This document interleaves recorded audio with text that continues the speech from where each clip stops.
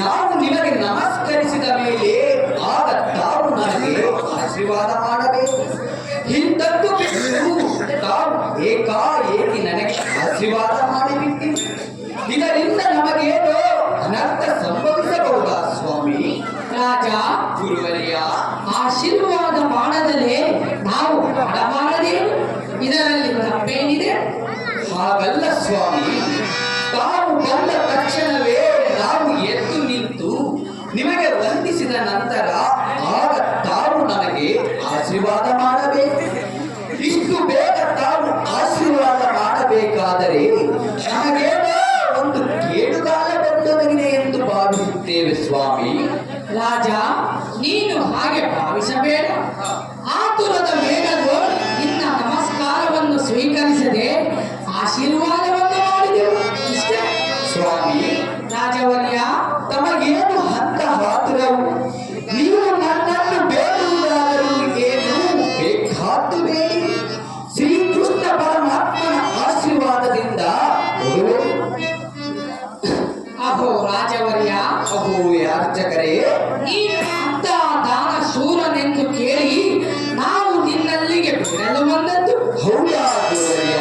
ಅಹೋ ರಾಜವರ್ಯ, ಅಹೋ ಪೂಜ್ಯರೇ, ನಿನ್ನ ಪಾತ್ರವೆಂಬ ಕೀರ್ತಿಯು ವ್ಯಾಪಿಸಿರುವುದರಿಂದ ನಮ್ಮಂತ ಯಾಚಕರು ಮೇಲಿಂದ ಮೇಲೆ ಬಂದು ನಿಮ್ಮನ್ನು ಕೋರುವರು. ಅಹೋ ರಾಜ, ಅಹೋ ಯಾಚಕರೇ, ಯಾಚಕರ ಕೋರಿಕೆಯಂತೆ ಆಗ್ರಹನಾಗದೆ ಮನೋನಿಗ್ರಹದಿಂದ ಈಗ ಬಾ ಹೋಗಿ ಬಾ ಎಂದು ನೆಪಗಳನ್ನು ಹೇಳದೆ ಆ ಕ್ಷಣವೇ ಕೊಡಲಿಲ್ಲ ಐಶ್ವರ್ಯಶಾಲಿಯಂತೆ ನಾವು ಬಹುದೂರದಿಂದ ನಿನ್ನಲ್ಲಿಗೆ ಬೇಡಲು ಬಂದದ್ದು ರಾಜ. ರವಿಕೋಟಿ ತೇಜ.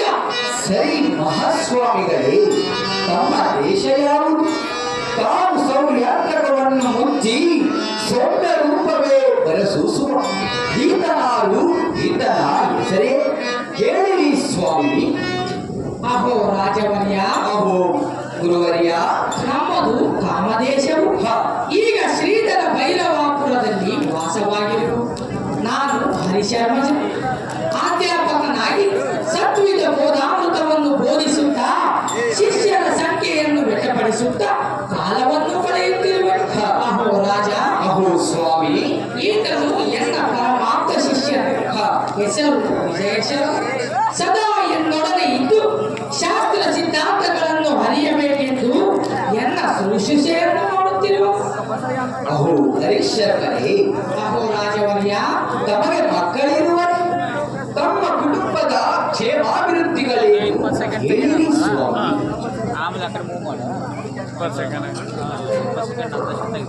ಮೈರಧ್ವಜ ಮಹಾರಾಜರೇ, ನಮಗೆ ಬಹುಮಂದಿ ಮಕ್ಕಳಿರುವರು. ಹೌದಾ ಸ್ವಾಮಿಗಳೇ?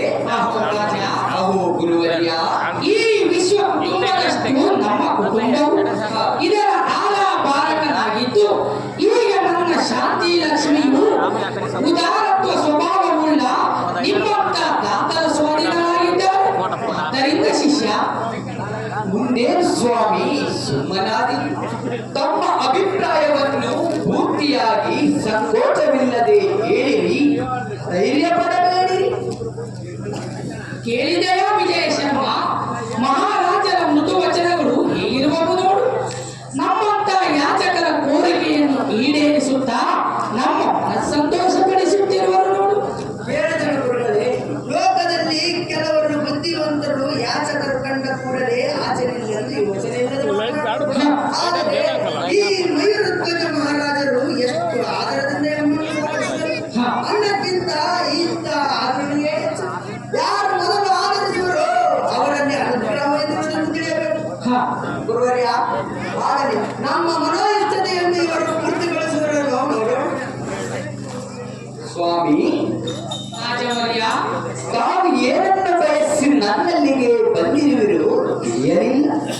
ಅದನ್ನಿಷ್ಟು ತಿಳಿಸಿದರೆ ನಾವು ನಡೆಸಿಕೊಡುವೆವು. ರಾಜವರ್ಯ, ಏನು ಹೇಳಲಿ ಜರುಗಿದ ಆಶ್ಚರ್ಯ. ಅಹೋ ವಿಪ್ರೋತ್ತಮರೇ, ಅದೇನು ಚೆನ್ನಾಗಿ ಹೇಳಿರಿ. ಅಹೋ ರಾಜ, ಅಹೋ ವಿಪ್ರವರ್ಯ, ದರಿದ್ರರಿಗೆ ದೈನ್ಯತ್ವವು ಸಾಹುಕಾರರಿಗೆ ಉದಾರತ್ವವು ಇದ್ದ ಮೇಲೆ ಲೋಕ ಕಲ್ಯಾಣವಾಗಿರುವುದು. ಅಹೋ ರಾಜ, ಅಹೋ ಸ್ವಾಮಿಗಳೇ, ನಾನು ಬಹುಮಂದಿ ಮಕ್ಕಳಿಗನಾದರೆ ಅವರವರ ಕುಟುಂಬ ಪೋಷಣೆ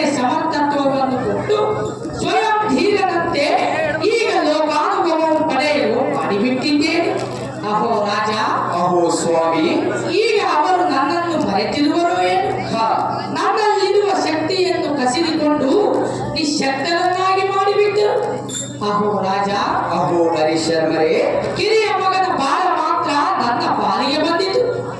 ಅವಸರಕ್ಕಾಗಿ ನಿಮ್ಮಂತವರನ್ನು ಧನ ಸಹಾಯ ಮಾಡಬೇಕೆಂದು ದೇಶ ಮಧ್ಯದವರು ಬಂದೆನು ರಾಜ. ರವಿಕೋಟೆ ತೇಜ.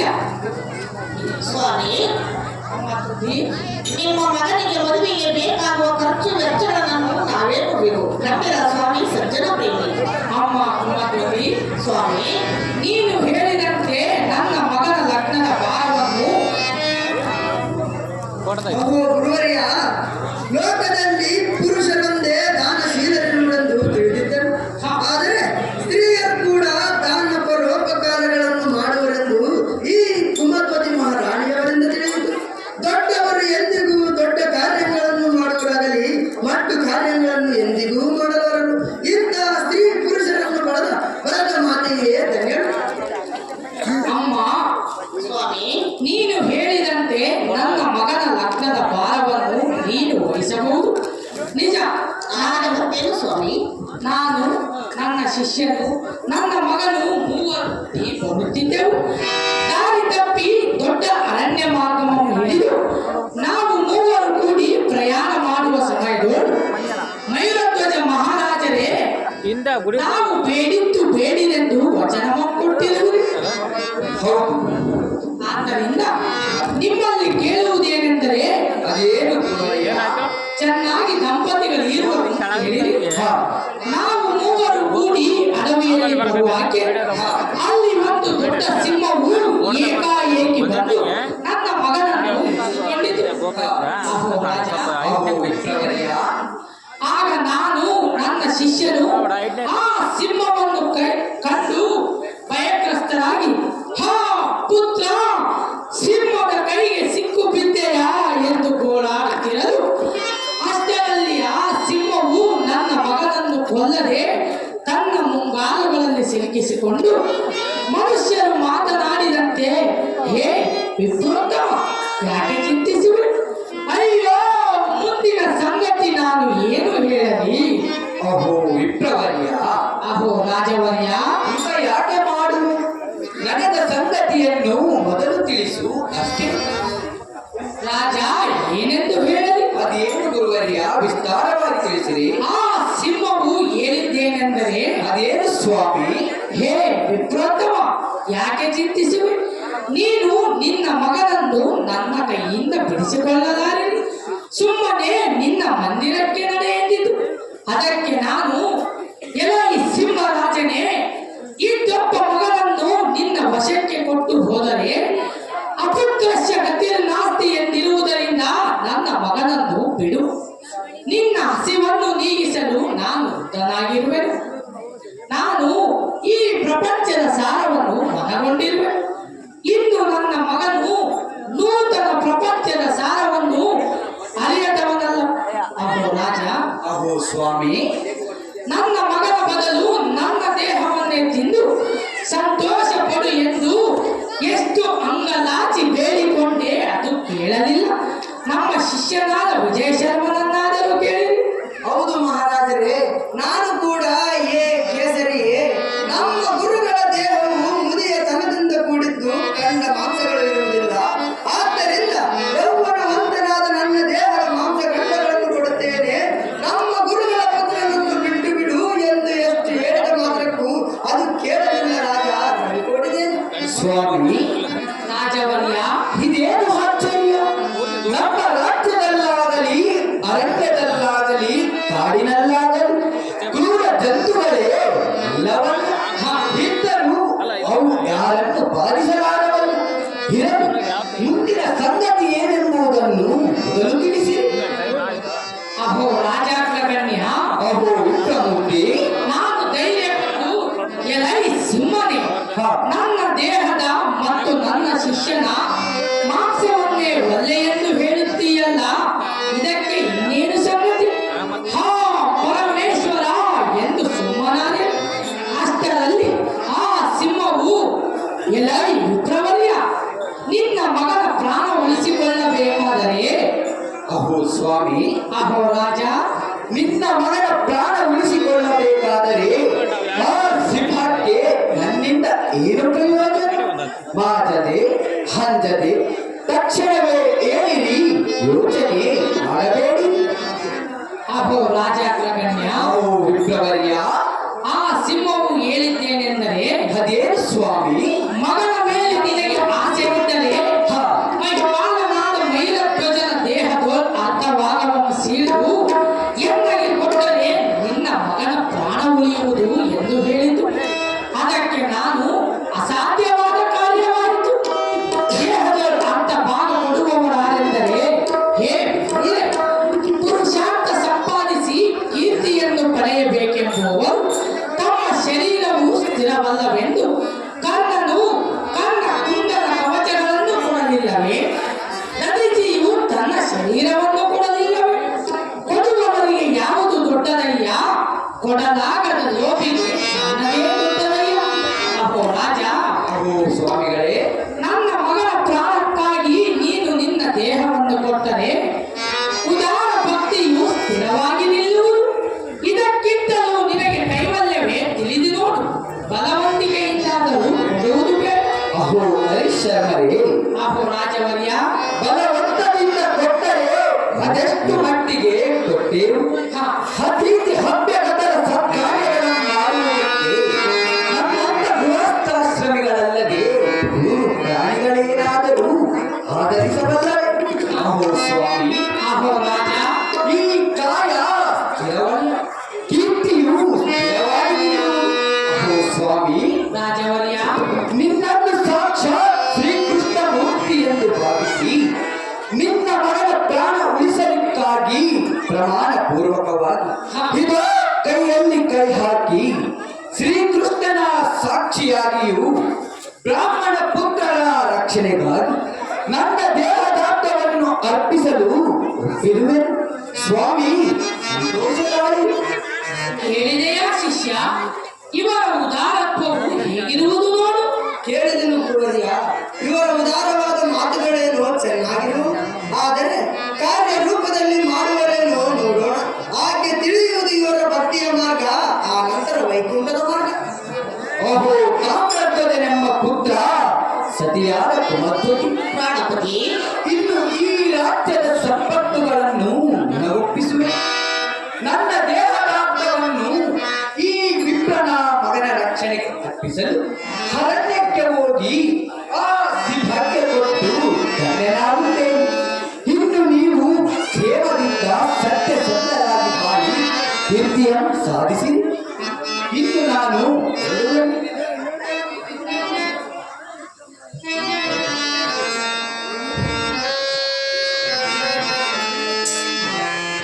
ರಾಜನೇ, ತಡಿ ತಡಿ, ಹಾಗಲ್ಲ. ಮತ್ತೇನು ಸಂಶಯ ಭೂಸುರರೇ? ಅಹೋ ರಾಜವರ್ಯ, ಅಹೋ ಹರಿಶರ್ಮ, ಆ ಸಿಂಹದ ನೇಮವನ್ನು ಇನ್ನು ನೀನು ಪೂರ್ತಿ ತಿಳಿಯದೆ ಆತುರಪಡುವೆ. ಅದೇನು ವಿಸ್ತಾರವಾಗಿ ತಿಳಿಸಿರಿ ಸ್ವಾಮಿ. ನಿನ್ನ ಅರ್ಧ ದೇಹವನ್ನು ಅದು ಬಯಸಿರುವುದು ಹೇಗೆಂದರೆ, ಅದು ಹೇಗೆ ಸ್ವಾಮಿ? ರಾಜವರ್ಯ, ಅವು ವಿಪ್ರವರ್ಯ.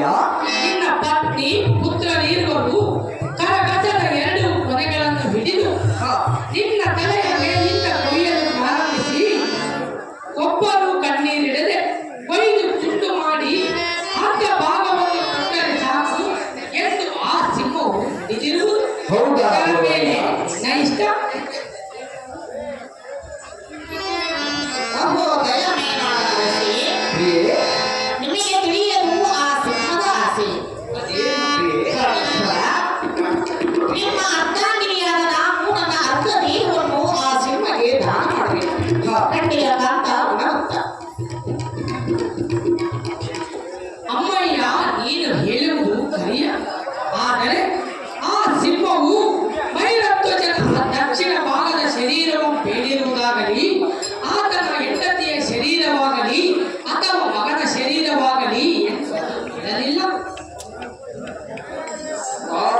ವಿಕ್ರಮೂರ್ತಿ ಕರುಣಿಸಿದ ಹ, ನಮ್ಮ ತಂದೆಯ ಶರೀರ ಮಾಂಸಗಳನ್ನು ಹ.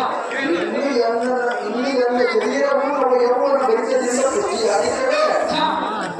ಓ ಸ್ವಾಮಿಗಳೇ, ಬಾಲಕ, ಆದ್ದರಿಂದ ನಮ್ಮ ತಂದೆಯ ಬದಲು ಎನ್ನ ಶರೀರವನ್ನೇ ಆ ಸಿಂಹಕ್ಕೆ ಆಹುತಿಯಾಗಿ ಕೊಡಬೇಕು. ಏಕೆಂದರೆ ತಂದೆ ಮಕ್ಕಳಿಗೆ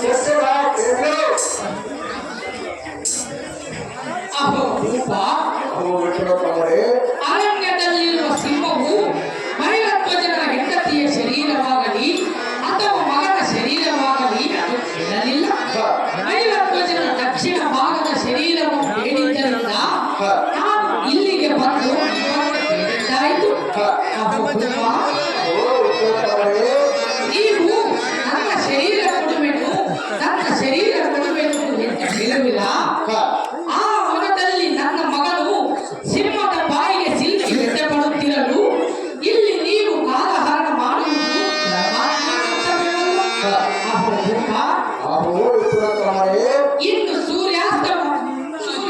ಸೂರ್ಯೋದಯವಾಗುವುದಕ್ಕಿಂತ ಮುಂಚೆಯೇ ಆ ಸಿಂಹನಿಗೆ ಶರೀರವನ್ನು ಅರ್ಪಿಸಬೇಕು.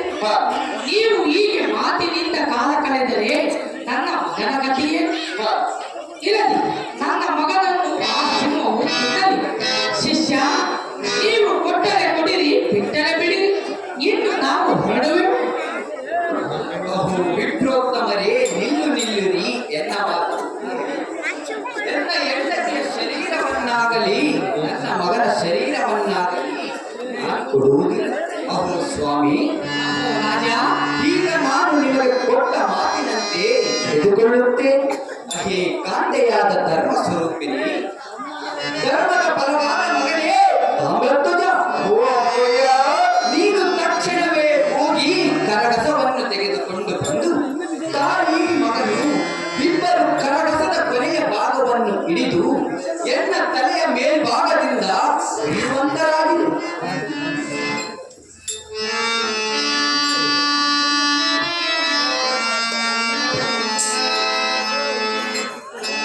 ಹರಿಯೇ